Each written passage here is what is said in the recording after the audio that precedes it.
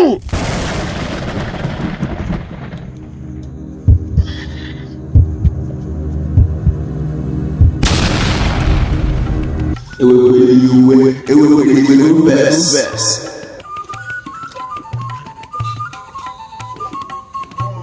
biko ana m ekele onye ukwu na-ekele onye nta.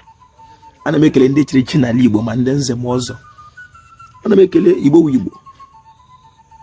Ana m ekele ma ndị dibịa na-agba aja ma ndị na-agba afa. Ujofọ kelere asị m ihe onye chiri ya zere Igbo ọ ga-adịrị na mma. Taa bụ eke ya kepụrụ anyị ihe ọjọọ keta ihe ọma. Ise Chievọ ka echi kata mma.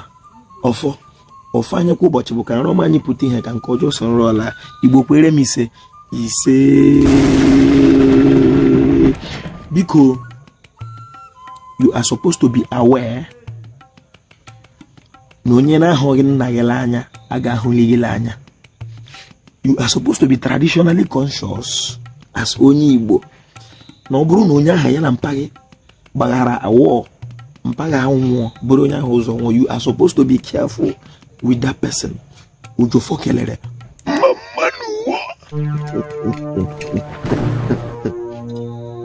ọ ga-adịrị Igbo la mma. Biko ka anyị gaa ọfọ.